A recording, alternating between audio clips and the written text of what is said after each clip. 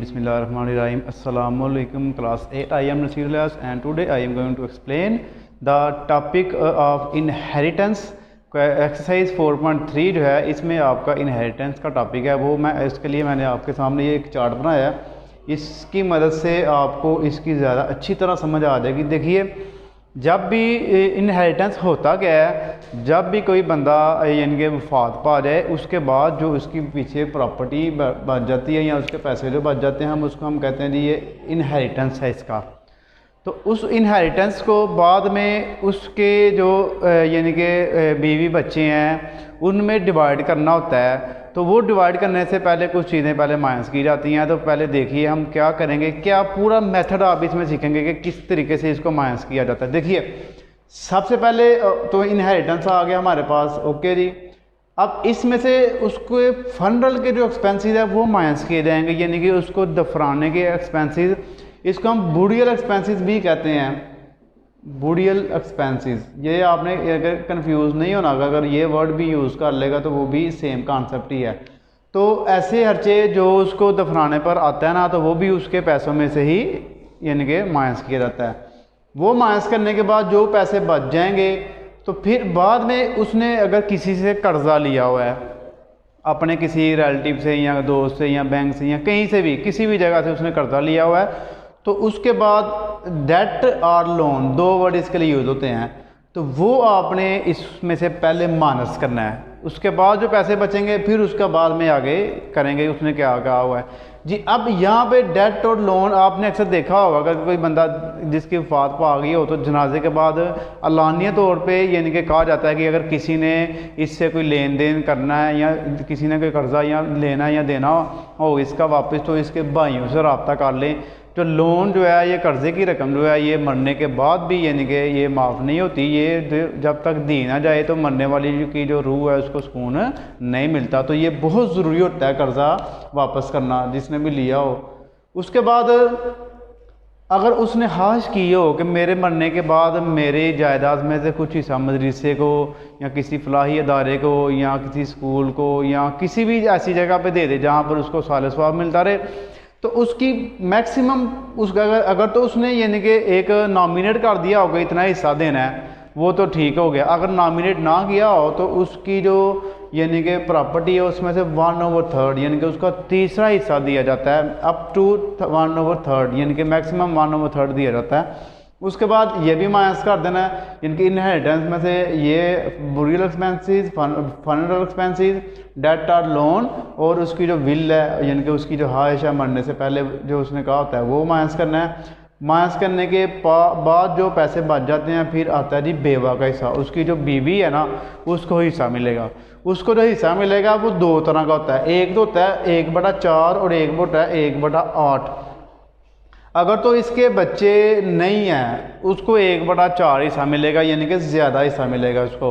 अगर उसके बच्चे हैं तो फिर उसको मिलेगा 1/8 हिस्सा। फिर बेवा का हिस्सा माइनस करना है। माइनस करने के बाद जो पैसे बच जाएंगे वो सारे के सारे बच्चों में डिवाइड करने हैं। बच्चों में कैसे डिवाइड करेंगे, तो यहाँ अगर उसके बेटे और बेटियाँ दोनों हैं तो बेटे को डबल हिस्सा मिलेगा और बेटी को सिंगल, यानी कि 2 बेटे को हिस्से मिलेंगे और 1 बेटी को हिस्सा मिलेगा। फ़र्ज़ करें 1 लाख रुपये अगर बेटे को मिल रहा है तो बेटी को फिर उसका हाफ क्या मिलेगा, 50,000 रुपया। इस तरह यानी कि बेटे का हिस्सा डबल होता है और बेटी का हिस्सा सिंगल होता है। तो ये था इनहेरिटेंस का चार्ट। मैं उम्मीद करता हूँ कि आपको इसकी ज़रा अच्छी तरह समझ आ गई होगी। तो अब इसके हम क्वेश्चन करेंगे, तो क्वेश्चन में आपको इसका कॉन्सेप्ट और अच्छी तरह समझ आ जाएगा। तो अगर आपने अभी तक मेरे यूट्यूब चैनल को सब्सक्राइब नहीं किया तो यूट्यूब चैनल को सब्सक्राइब करें ताकि आपको मेरी नई आने वाली वीडियोज़ मिल सकें। तो जज़ाकल्लाह, अल्लाह हाफिज़। तो जी बच्चों, अब इसका आप देखिए क्वेश्चन नंबर 1 है हमारे पास। A man left rupees 2,40,000 as inheritance, his heirs are 6 daughters and 2 sons, find the share of each such inheritance that a son gets twice as of his sisters। जी देखिए, ये हमारे पास क्वेश्चन नंबर 1 है। Total inheritance 2,40,000 रुपये है। 2 उसके बेटे हैं और 6 बेटी हैं और हर एक का हिस्सा निकालना है। तो सबसे पहले आप बनाएंगे जी रेशो में हम क्या करते हैं, जितने बेटे होते हैं उतनी दफ़ा 2 लगा देते हैं, और जितनी बेटियां होती हैं उतनी दफ़ा आपने इसका 1 लगा देना, ठीक है ना। तो ये आप देखिए 1 2 3 4 5 6 2 बेटे हैं, 2 दफ़ा 2 लगा दिया, 1 2 3 4 5 6 बेटियां, तो 6 दफ़ा आपने 6 लगा दिया। अब आप इसको करेंगे sum of ratio. Sum of ratio में आप क्या करेंगे, 2 + 2 + 1 + 1 + 1 + 1 + 1 + 1 1 2 3 4 5 6। इसको अगर आप प्लस करेंगे तो हमारे पास आ जाएगा 10। सम ऑफ रेशो हमारे पास 10 आ गया। तो अब हम शेयर निकालेंगे। शेयर ऑफ ईच सन, हर बेटे का हिस्सा, अगर हम एक एक का निकालेंगे तो वो सब दोनों का आ जाएगा। बेटे का 2 है, 2 ऊपर रखना है, 10 नीचे रखना है, और मल्टीप्लाई कर देना आपने 2,40,000 रुपये से। तो 0 0 से कैंसिल कर दें, इसको 2 से मल्टीप्लाई कर दें, 2 2 ज़ा 4, 2 4 ज़ा 8, और 0 कितने हैं जी, 3 0 हैं। तो ये बेटे को जो हिस्सा मिलेगा ना इसका, वो मिलेगा जी 48,000 रुपये। ठीक हो गया जी। अब बेटी का हिस्सा निकालते हैं, तो आप इधर लिखेंगे शेयर ऑफ ईच डॉटर। तो आप क्या करेंगे, 1/10 करेंगे ऐसे, मल्टीप्लाई 24,000, 2,40,000। तो 1 0 जब आप इसका कैंसिल करेंगे, 24,000 को 1 से मल्टीप्लाई करेंगे तो 24,000 ही आ जाएगा। तो 6 की 6 बेटी को 24,000 मिलेगा, और 2 बेटों को 48,000 रुपया मिलेगा। तो ये इसका, इनके आप इसको अगर 2 दफ़ा जमा करें, इसको अगर आप 6 दफ़ा जमा करें, तो टोटल आपका जो आंसर है वो 2,40,000 ही बनेगा। तो ये था क्वेश्चन नंबर 1। इसका आप दूसरा क्वेश्चन करते हैं। क्वेश्चन नंबर 3 का डाटा मैंने लिख दिया है। अब आपको मैं इसका क्वेश्चन ज़रा रीड करवा देता हूँ। देखें, अकरम लेफ्ट अ वेल्थ ऑफ ₹7,80,000। अकरम ने जो टोटल वेल्थ छोड़ी है वो हमारे पास 7,80,000 है। His heir is a widow, एक बेवा उसकी, 3 sons and 4 daughters, 3 sons 4 daughters हैं उसकी। Calculate the share of each, हर एक का हिस्सा निकालना है। If the funeral expense is ₹30,000, funeral expense 30,000, दफनाने का खर्चा 30,000 आया है, और लोन उसने लिया हुआ था 50,000। तो अब हमने इसका यानी कि शेयर्स निकालना है। देखिए, सबसे पहले आप इन दोनों को माइनस करेंगे, दोनों को प्लस कर लेंगे, 50,000 और 30,000 80,000 हो गया। तो आप लिखेंगे रिमेनिंग अमाउंट,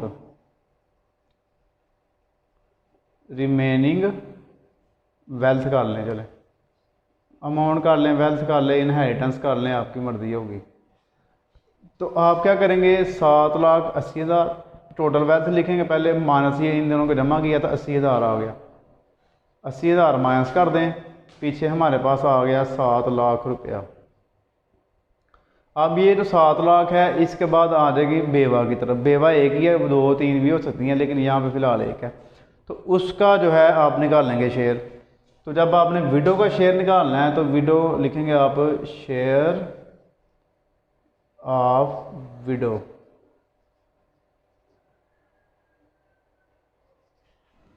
तो आप करेंगे 7 लाख मल्टीप्लाई 1/8, इनके 7 लाख को 1/8 से आप यानी कि मल्टीप्लाई कर देंगे। अब इसकी आप कटिंग कर दें, 8 के साथ इसकी कटिंग हो जाएगी आराम से।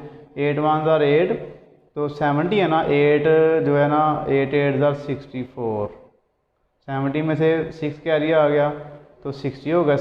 तो 8 7 ज़ा 56, तो 60 में से 4 कैरी आ गया, 40 हो गया। 8 5 ज़ा 40, और 2 0 7 आ गया। यानी कि हमने इसकी कटिंग की तो हमारे पास आ गया 87,500 रुपया, ये बेवा को मिल गया। अब हम इसकी रिमेनिंग अमाउंट निकाल लेंगे। रिमेनिंग आपने ज़रूर निकालनी होती है, ज़्यादा जो पैसे दे दिए हैं और बाद में बाकी कितने बचे हैं वो आपने निकालने होते हैं। अब 7 लाख रुपए में से माइनस कर लेंगे हम कितना जी, 87,500। तो ये देखिए ये कितने बनेंगे हमारे पास, यहाँ पे ऊपर कर लेते हैं माइनस, एक साइड पे कर लेते हैं 7 लाख, और नीचे आप करेंगे 00578।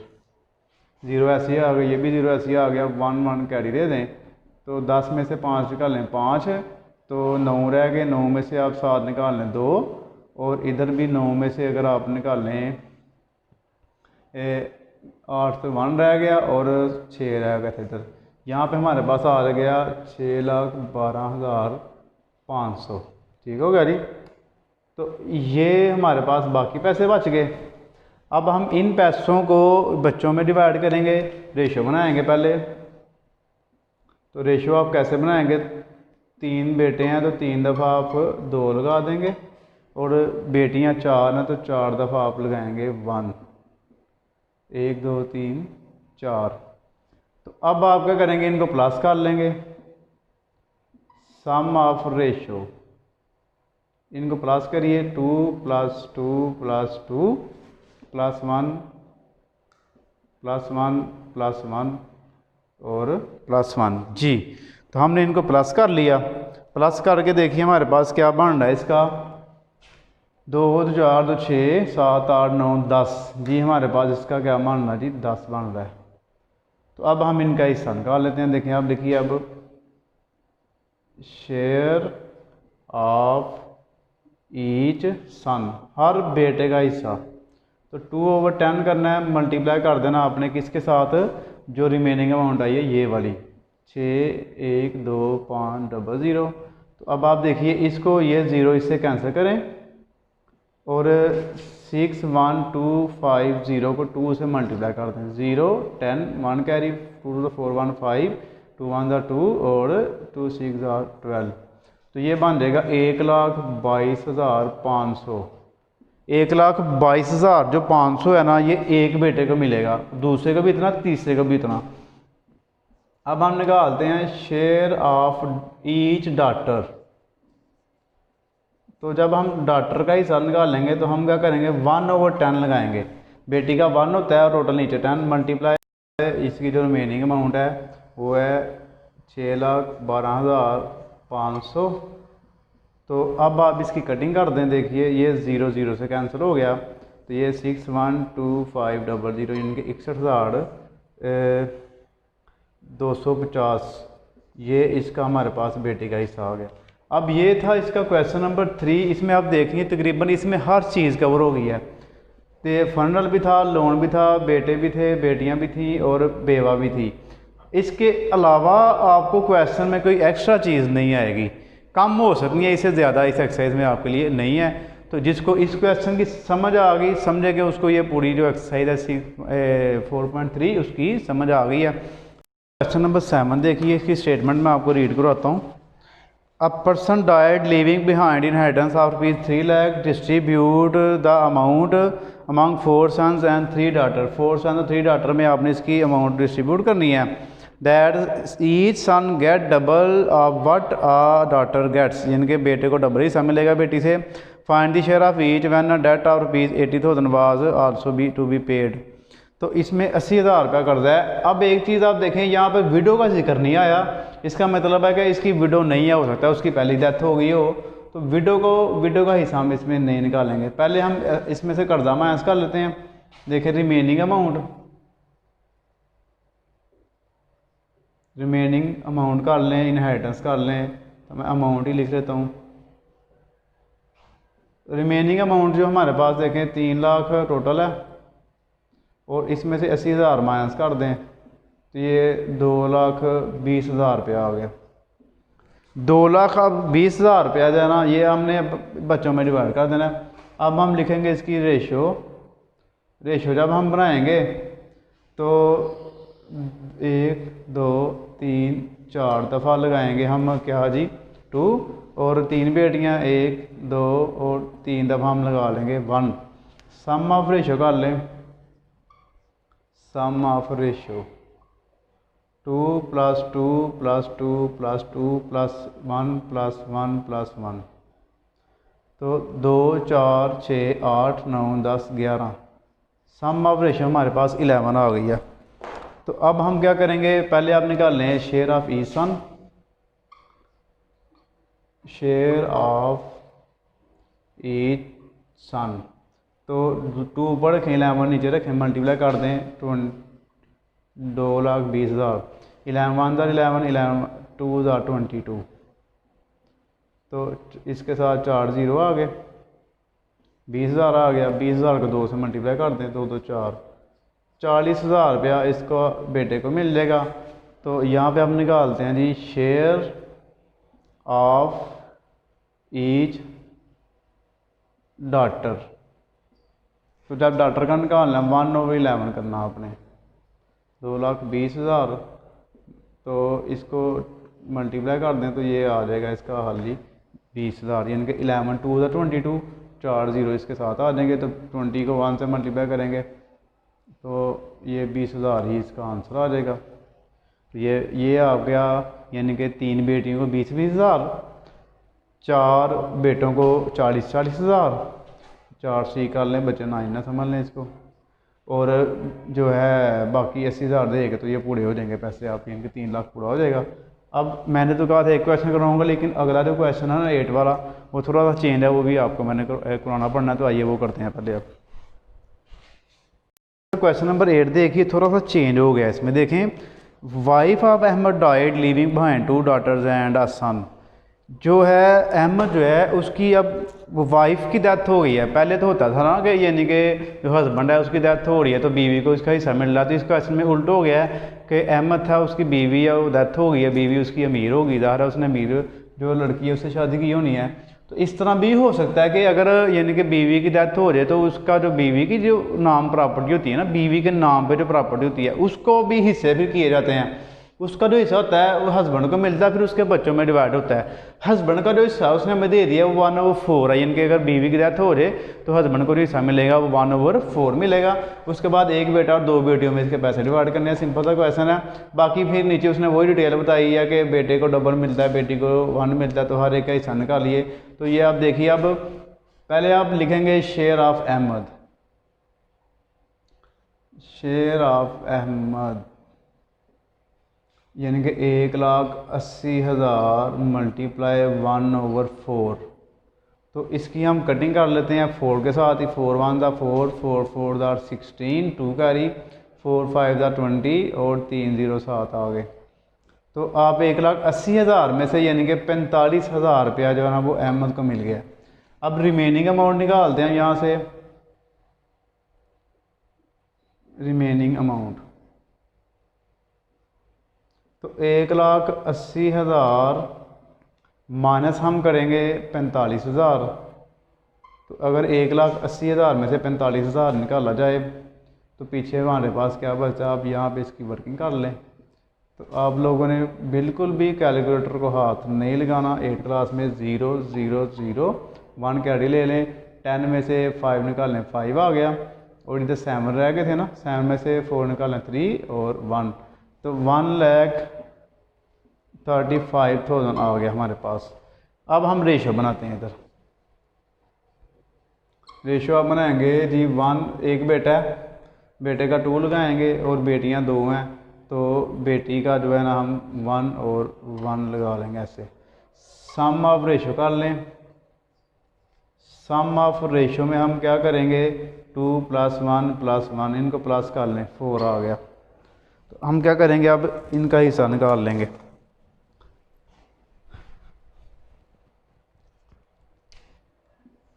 यहाँ पे आप लिखें शेयर ऑफ सन, एक ही बेटा तो फिर ईच लिखने की ज़रूरत नहीं है। तो 2 ऊपर रखें, 4 नीचे रखें, मल्टीप्लाई कर दें आप इसको 13500 को।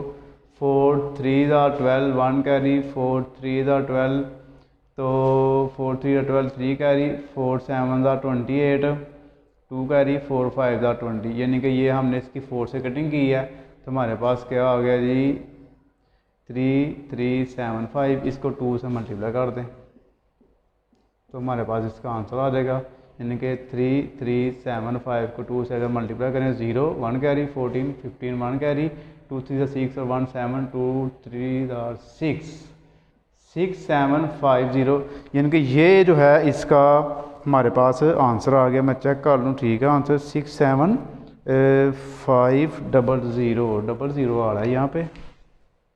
0 ही आएगा, क्योंकि यहाँ पे देखें मैंने 2 ज़ीरो लगाए हैं और इधर हमारे पास 1,35,000 था। एक ज़ीरो बढ़ा लें, ये ज़ीरो इधर ले जाएँ, ये ज़ीरो इधर ले आएँ और एक ज़ीरो इधर आ जाएगा। तो अब ठीक हो गया। अब निकालते हैं दी शेयर ऑफ ईच डॉटर। तो ईच डॉटर का जब आपने निकालना है 1/4 करना है, मल्टीप्लाई 135,000। अब इसकी कटिंग करेंगे तो वही आ जाएगा 33750। तो अब बेटी का यही बनेगा हमारा, 1 से मल्टीप्लाई हो जाएगा 33750। ये 33,750 आ गया।